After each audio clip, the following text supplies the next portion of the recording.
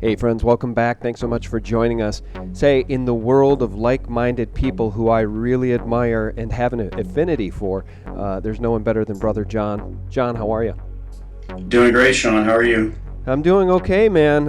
Boy, a lot has happened since we last talked, and as you know, because you run your website over there, BrotherJohnF.com, it is getting literally impossible to keep up on everything on a daily basis. There's just not enough time in a day to cover everything, is there? No, it's hard to keep track of the shootings anymore. I mean, they're just coming so fast and furious. We haven't even had a chance to dig into the Planned Parenthood event, and now we've got this one going on in San Bernardino. Yeah, that's right. I wanted to ask you about that. Hillary Clinton tweeted the day that this happened, John. Listen to this, and I quote, "I refuse to accept this as normal. We must take action to stop gun violence now," end quote. What a hero. She refuses to accept this as normal, John. Well, that's because it's not normal. It's demented that people would go and shoot others. But we have questions about what even happened there. We can get into that in a second. But I think these people went into a gun-free zone. So, again, what does she want to do about it? She wants to stop gun violence by what? Disarming good people? Because the bad guys are never going to respect any laws put in place by a government that's criminal or otherwise. Yeah, it's kind of strange the way they always seem to have these events in the gun-free zones. I don't know what's behind that one, but if you go and look at the traditional, and by the way, with the latest coming out on this one, it seems that maybe this one's going to be spun into a terrorism thing. We don't know if they're going to do the terrorism thing or they're going to do the gun control thing, or maybe they'll do both. But when you go back and look at the traditional definition of terrorism, way back, many, many years ago, the definition states that terrorism is killing innocent people, civilians, for a political purpose, right? That's what terrorists do. They're trying to forward their cause or whatever that is. So in light of that, we'd have to ask ourselves, who benefits from this stuff? What demands are ever made? What agendas are pushed when we have these events? What laws are proposed? Because it seems the people are being terrorized, but who's terrorizing them? That's 100% right. And, as it relates to this San Bernardino shooting, don't you find it interesting that happening on the same day was a triage exercise in the same area? So again, the first responders were able to put their plan into action and respond extremely quickly, just as we saw with the Paris event. There was an exercise happening in the Paris event. And I'm not suggesting that there aren't people that actually died here in the San Bernardino shooting. But I'll tell you what, it is pretty ironic that every single time there's one of these events, there just happens to be an exercise coinciding with it. Yeah, well, definitely, we always have premature calls for something. I think we need to definitely have a premature call or a call to stop all active shooter drills, because there seems to be 100% correlation between these drills and the actual shooting. So I think the biggest thing we need to do is have a ban of drills. Yeah. Well, and there was a video that I was watching from Press Reset Earth that we posted at SGTreport. And one of the eyewitnesses that made the news early in the day of that shooting was a guy wearing a Freemason cap, which I thought was a little bit beyond the pale. But the point made in the Press Reset Earth video was that what a lucky event for the powers that be to have happened on the same day, or at least in the same week, that Russia presented detailed evidence of the ISIS-Turkey oil trade. It's absolutely irrefutable that Turkey is in bed with ISIS, as is the United States government. And, Putin and Russia have documented the literal cavalcade of oil trucks headed to Turkey day and night, funding ISIS to the tune of some estimates saying $80 million a month in this oil trade. And how convenient that that's scrubbed from the mainstream news, and now we'll get 24/7 coverage of the San Bernardino event. Yeah, it's almost like the scenario is it's too straightforward. This Putin, the good guy. Of course, I'm going to be much more skeptical than everybody on these things, because ultimately I believe that all these powers are in it together, and mainly it's a big puppet show between all of them. But definitely some strange stuff going on over there. Syria seems to be the center of the whole thing, and the U.S. can't really seem to put forward any kind of policy whatsoever. I don't know what the end game is on this thing. There's definitely a big event coming. Yeah. I posted a interview the other day by an author named William Stewart, and I'm dying to get him on. I've not been able to contact him because his contact information on his website, the Great European Secret blogspot.com, is getting kicked back as undeliverable. But boy, I'll tell you what, guys, if you want to know what's going on and how far back the roots of this New World Order system go, you got to check out this interview that I posted at SGTreport about the Invisible College. I'll put a link to it below this piece. But William Stewart says, John, that this thing goes back not only decades, it goes back about 700 years to the founding of the banksters, Rothschild, Kuhn Loeb, Warburg, J.P. Morgan, Rockefeller, Fabian Society Roundtable, the American International Company. He really lays it out so that people can understand the big picture of what's going on. And he says, and he makes the concrete, quantifiable arguments that these people, these secret societies, put major plans like world wars into place 120 years before they happen, so that the grandsons of the architects just merely carry out the plans. The plans have been in place, and it's just very insidious. I don't know how we stop this, John. These endless wars, all in the name of terror. Just apparently they're going to go on forever, and I don't know how we're going to stop it, because even when Putin declares that the U.S. government is in bed with ISIS, the mainstream Mockingbird media won't cover it, and the American people don't seem to care. Well, I don't believe there's going to be any political solution to it. Everybody's now in the alternative community jumping on this Trump bandwagon. I think they're probably going to be in for a big disappointment. But the only thing you can do is you have to vote with your feet and vote with your dollars. So if you want to see their systems weaken, don't support them. If you're watching their news, if you're buying their information, some could say if you're using their currency, you might want to look into using alternative currencies like Bitcoin and other cryptocurrencies. Don't keep your savings in their system. Don't give your money to Wall Street. When you blindly invest in your 401k because you think that you've got a match that you're capturing, well, your money's going to Wall Street. It's going to mutual funds. It's supporting the corporate state. So you can do something, and that's to vote with your feet and your dollars.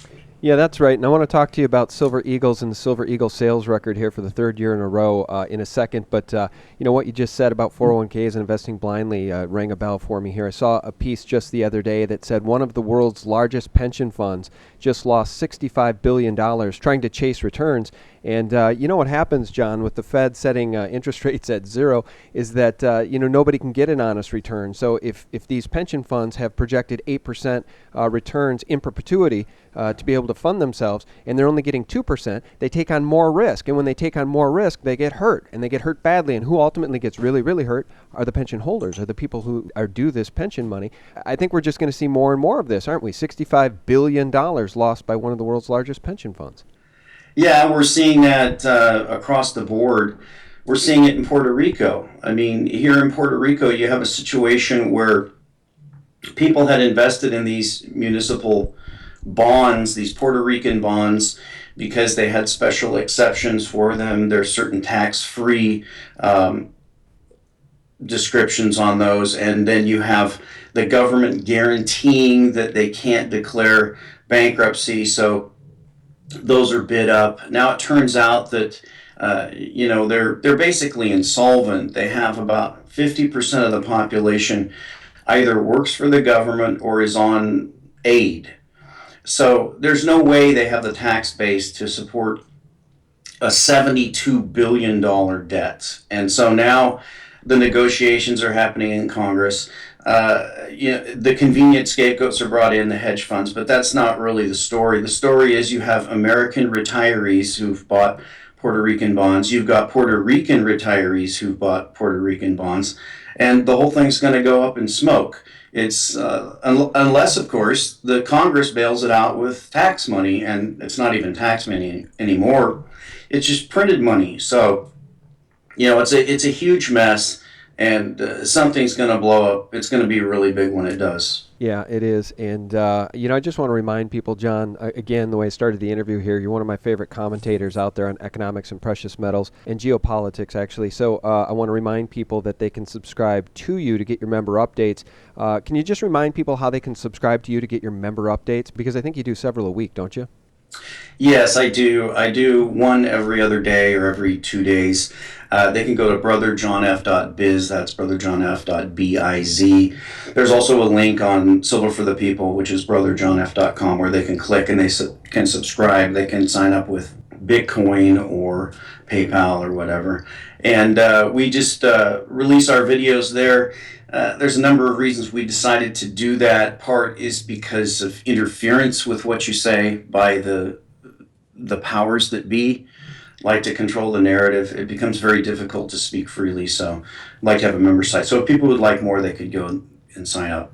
Yeah, your latest one that you made public called Bring It was fantastic, and you were talking about that emergency Fed meeting that we saw happen recently. I want to talk to you about that, but if you don't mind, let me just play the end of Bring It. Listen to this, guys. But again, you have to ask yourself the question, does it matter to you if this stock market was shut down tomorrow or lost 80% or went to zero? How much would that affect you? If the federal government ran out of funding and had to cut back 80% or had to shut down 80% of its services, how much would that affect you? If the banks closed tomorrow, and that's a possibility, how much would that affect you? If you can say bring it to all those things, then you're probably ready for what's coming. We don't know when it's coming, but it's coming soon. I love that. And those of us who are prepared and have been actively trying to get prepared for an economic collapse can really resonate with what you said there, because it's so true. And so let's talk about Silver Eagle sales, the third year in a row, all-time record. 44,665,000, something like that, sold with 3 weeks left to go in the year. It seems to me that the smart money is betting on physical precious metals to shore up their economic safe harbor. John, what's your take? Well, the little guy's definitely getting smarter. If you remember, they started the big silver manipulation back when they capped the price in 2011 at $50.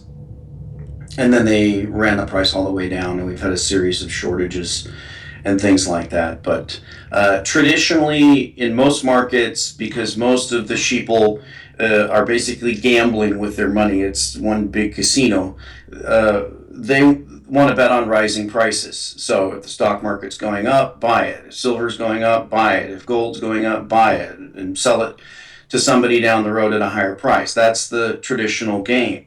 So that's one of the reasons why they had to stop the rise in silver, because silver could go to $500 and it really would have no serious impact on investment, because it's so tiny. So they had to stop that because people would be piling in. Now, people are piling in when it's a low price. So that's kind of backfiring against them. That means that people are waking up.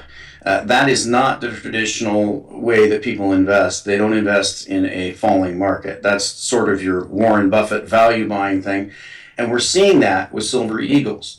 We've got an article out of the Perth Mint from this Bron Sachecki guy who's criticizing Bix Weir, who criticized Jack Lew over this change of the law about the Silver Eagles and where they have to be sourced, and defending this idea that the Treasury or whoever's in charge of that they're complying with the law. While Bix is arguing that no, they're not complying with the law, because the law states that they need to produce enough Silver Eagles to meet demand. Now, demand is not what someone says it is. Demand is what it is. In other words, the way the free market works is that supply and demand meet at price. And so if you have too much demand, there's only one thing you need to do to fix it. You raise the price. But because they are operating through a series of middlemen for buying their planchets and for distributing the coins as well, they can get away with saying, well, we can't really raise the price. We've got to go by the COMEX price. So we're going to allocate, which really means ration. We know what that word means. It means ration. And it means there's a shortage. So they're going to, and people like Braun are coming out and saying, well, no, they're complying with the law because demand could spike tremendously and they wouldn't have enough. So, but you can't use the argument of certain bottlenecks at certain times to excuse the fact that if they wanted to, they could take up all of the blank supplies by raising the price on them, and they could get as many eagles out there as they want. But I think it's pretty obvious that they're also in on the game, and the game is to dribble out as few as they can before this whole thing blows up. Well, the whole thing seems to be blowing up, and again, I keep pointing to Russia in Putin, pointing the finger at these globalist Zionist powers, that are lying to the American people. And so I think geopolitically, at least outside this country, I think the world is waking up. Certainly nation states are waking up to what's going on and what's going on with the dollar. So I guess I should ask you about this IMF announcement that the yuan is going to be included in the SDR currency basket. Not really surprising, I guess, to those of us who are paying attention, but in your mind, John, does this really spell sort of a death knell for the dollar? I mean, how many more death knells will there be before we see the dollar finally die? I don't know. I'm shocked they've been able to keep all these plates spinning and balls up in the air at the same time. But this inclusion is a little bit surprising. We had the drama in the summer with China being rejected on that and then doing a quick devaluation of their currency, and then all of a sudden their ports start blowing up. And now we've got the IMF coming in and making this surprise announcement. 10% or 11%, I think is what it is. I mean, really, honestly, that's probably very low. If you think about China's percentage of world trade, world manufacturing, I mean, it's an admission by the IMF that their SDR basket is kind of a joke. But what does it really mean for world economies? I mean, it's going to be determined by how central banks respond. There's any number of trillions of assets held as reserves, and the question is ultimately going to be who is going to have their currency and it's going to be their bonds sold off to make room for the Chinese. And it's anyone's guess as to whether it's going to be the yen or it's going to be the euro or it's going to be the dollar, because who's got the dirtiest shirt? I mean, those are all, as Jimmy Rogers would say, horribly flawed currencies. There are so many problems in those countries. I don't know who's going to take it on the chin for that, but I mean, if you look at the U.S. and, we just continue to run these deficits. I always do a check, every week or so, where I go to the government's own website, Treasury Direct, debt to the penny, and I take the current date and I go back exactly 1 year and look and see how much larger the debt is than it was 1 year ago. Now, for me, that's the deficit. That is how much debt we accumulated over the past year. Right now, if you go and do that, it's about $700 billion. So they continue to spend about $700 billion more than they have. Where's this money coming from? There's certainly no interest rates being paid on this money. Who's buying that debt? Apparently the Chinese and the Japanese and the Russians aren't buying it anymore. The Federal Reserve is supposedly not doing any of these QEs anymore. So who's buying that debt? I can't figure it out. Is it some mysterious offshore bank in the Cayman Islands? It's just crazy. So the situation with the dollar just keeps getting worse and worse as far as the fundamentals go. But so far, well, the price cracked a little bit today with Mario Draghi and his stunt out of Europe. But still, the dollar holds up. I can't figure out where the buying's coming from. Well, with the Federal Reserve being the buyer of last resort, I think you and I and the listeners know what's going on here, which is based on this SDR basket announcement, and your memory's good. It's 10.92% is the weight for the Chinese yuan. That's going to be above the Japanese yen and the British pound.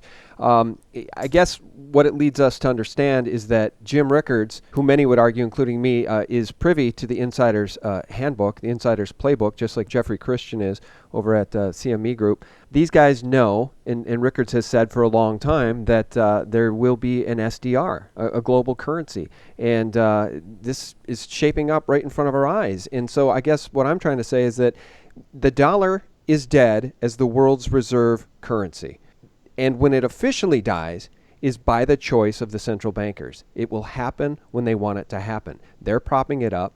It will die when they want it to die. And I keep pointing, John, to that 1988 Economist magazine cover, the Rothschild Economist magazine, where we see a global currency rising from the ashes of burning fiat.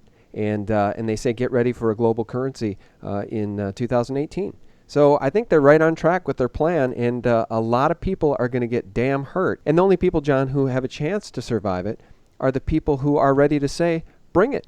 They are going to bring it, John. They're going to bring it, and they're going to bring a lot of people to their knees. Yeah, they are. The best thing you can do is just try to protect yourself any way you can. I mean, we really already do have a global currency. It's a tiny one. It's Bitcoin. You can send $1 million in 10 seconds anywhere on Earth that you want to.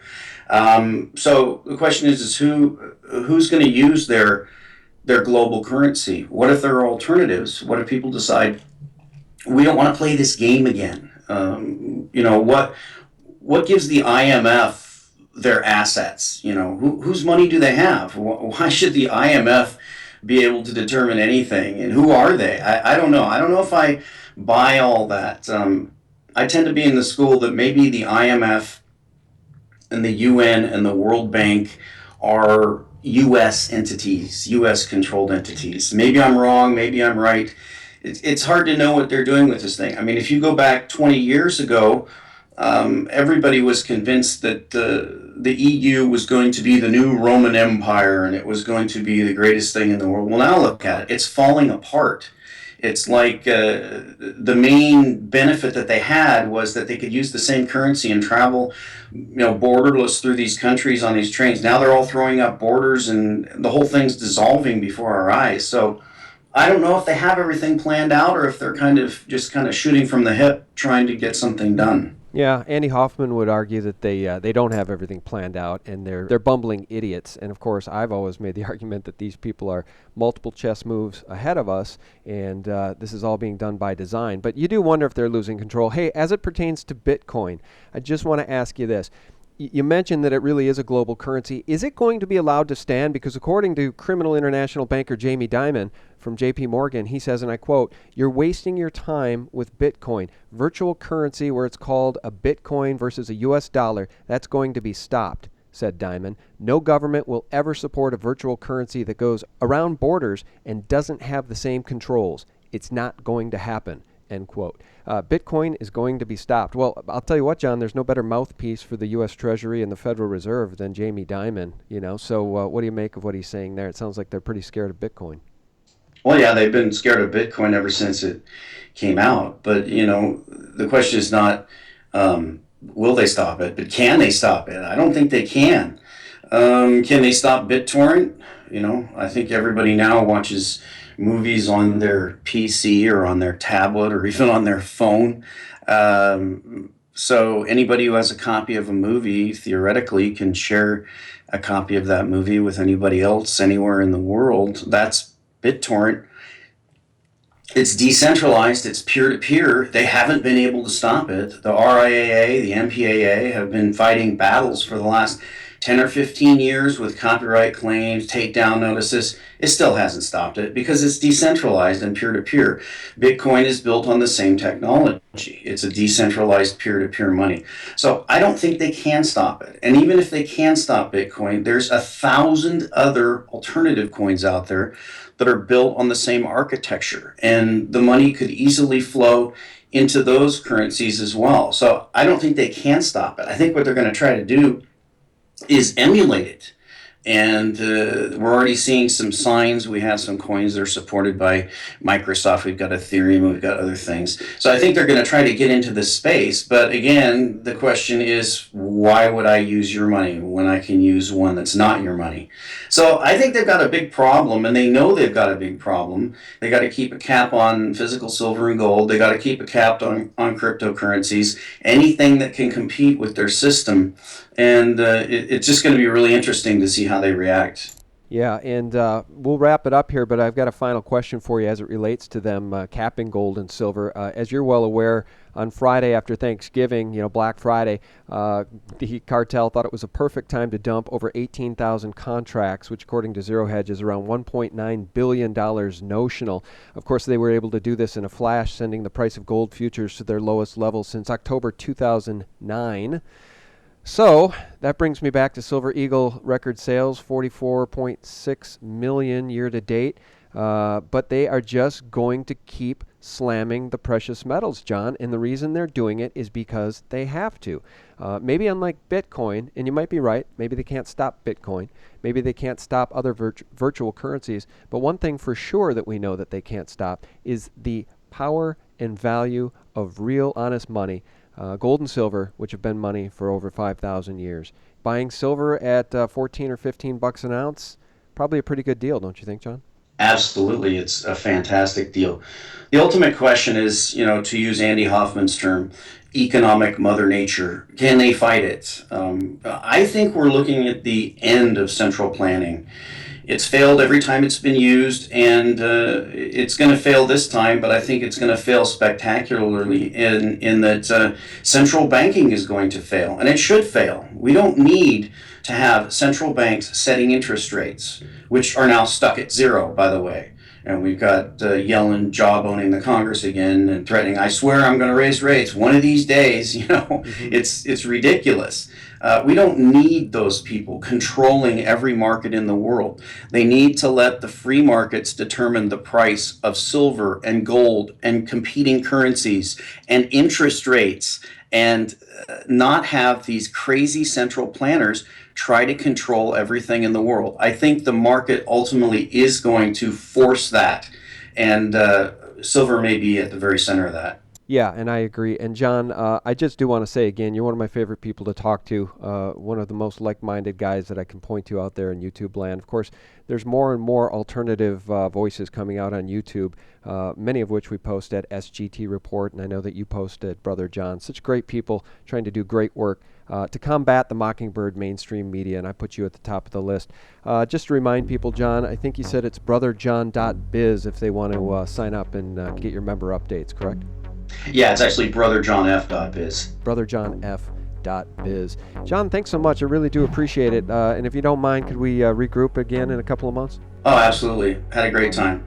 Thank you, John. And guys, thank you so much for tuning in. We can't thank you enough for your support at SGTreport.com, at thelibertymill.com, and at thephaser.com. Real news 24/7. Have a wonderful week ahead. And as Christmas approaches, God bless you and yours. We really appreciate you guys tuning in. God bless.